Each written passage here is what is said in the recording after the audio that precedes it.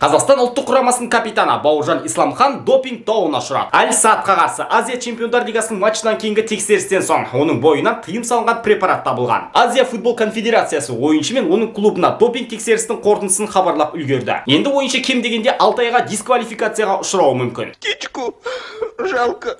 Мұның барлығы жалған деп үміттенеміз. Біздің бала ондайға бара қоймас. Егер деймін да, Құдай сақтасын, бірақ барлығы расталып жатса, Арабияда ойнау үшін допингтің не керегі бар бұлай? Жалпы Бауыржан өте талантты ойыншы. Алайда мансап жолына қарасақ, жолының өте ауыр екендігіне көз жеткіземіз. Допинг те соған бір мысал. На, серьезно. 2013 жылы Астанадан кетті. 2014 жылдан бастап Астана Қазақстан чемпионатына 6 рет жеңді. 2014-2019 жылдар аралығында Қайратта 5 маусым өткізіп чемпион атана алмады. Ақыры 2019-да клубтан кетті. Ал 2020 жылы Қайрат ел чемпион атанды. Пацан к успеху шел. Не получилось, не фартануло. 3 жыл бойы чемпионатын жеңе алмай келе жатқан Алия чемпион болу үшін не істеу керектігін білетін сияқтымын.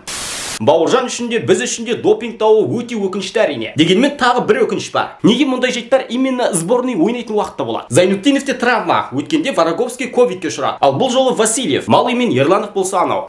Жалпы көтауыр сборныйымыз ғой. Топтан бірінші орынмен шығуымыз екі талай. Дегенмен біз мықты ойыншыларымыз жұмылған жұдырықтай болса қандай ойын танытамыз? Осы жағы қызық. Бірақ дәл қазір сборныйдан Исламхан кетті.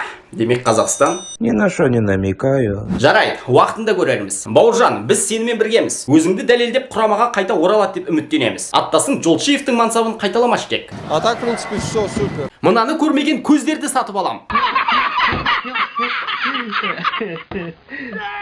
Көз бұлай тұрсын, бұларды көріп тіпті бас айналды. Ертең немерелеріміз ата неге соншама нервнийсіз десе, сборный Қазақстанның ойындарын көп көргем дейтін шығармыз. Осыдан бір ай бұрын өз алаңымызда Албаниямен тең ойнап, артынша күтпеген жерден қар жауған болатын. Кеше көрдік, бәсе, қар қыс тақаған соң жауған екен ғой. Алдымен Албанияға қарсы жауапты ойынға тоқталсақ. Олардың деңгейі бізден жоғарырақ. Құрамындағы ойыншылардың көбісі Италия А сериясынан. Жеңілісіміз әділетті. Оның үстіне кәдімгідей қарсылық таныттық, базар жоқ. Осыдан соң біздің Щеткин Хижниченкалар пора свалить серию А деген шығар. Біз жеңілдік, бірақ біз соққан жалғыз голды айтсаңдаршы. Вратарь спала, проспал, короче. Айболдың өзі түсінбей пісмілі деп топты ұшықтаған шығар бәлкім. Қалжың, барлығы да ойластырылғандай жасалды. Бірақ қолға көбірек қуанған Абат шығар. Центрдан ассист жасау деген.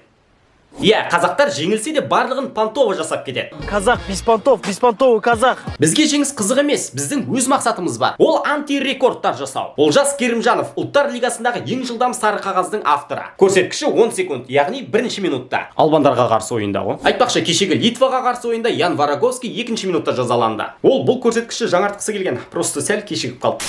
Енді кешегі ойынға тоқталайық. Соңғы минутта гол өткізсеңдер қатынсыңдар деген біз жасаған баяғы баннер бар еді ғой, соны кешегі ойында іліп қою керек еді. Ұмытты мыналар стадионда фанаттар болмағаннан кейін. В общем, тартысқа толы матч болды. Отбасымызбен отырып бірге тамашаладық. Казахи попадут в чемпионат мира. Ойлаңыздар, 21 жыл болыпты ғой Литваның жігерлі жеңіске қол жеткізбегеніне. Әйтеуір ұталмай жүрген сорлылардың бәрі бізге келіп бақтары ашылатын болды ғой. 2 жыл бойы гол соқпаған Сан-Марино именно Қазақстанға соғады. 11 жыл бойы жеңіс көрмеген Фарер аралдарының жастары бізді жеңеді. Қаншама жыл бойы ұпай алмаған Андорра бізге қарсы ойында ұпай алады. Ай, ақ көңілдерім ай. Жарайды, зато ең көп сауап жинайтын құрамамыз. Деп ақтала салайық енді.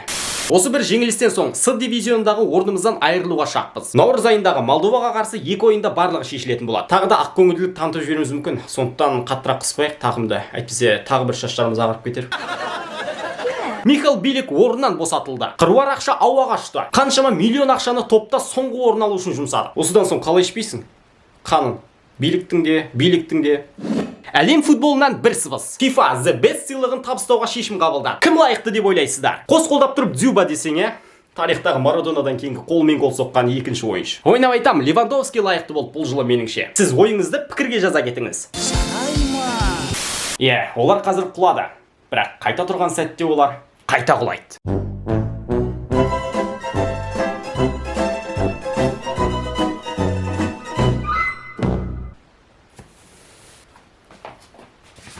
Ертең немерелеріміз... какой сборный? Вау! Вратарь спала, проспал. Короче, вратарь спала, проспал. Ол антир...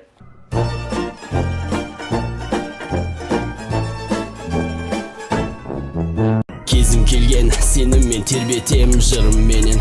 Болмасын бойыңда күмән менен. Сенбеу деген, көлбеу деген, қасақана көз жұмып көрмеу деген. Шынайы мықтыны көрселіп білсе де көзіне өздері сенбей мекен. Еліктерем, амалсыз сен маған, еліктерін көріп келем. Жауабым сұраққа көріп келмең, жүріп келем өмірдің.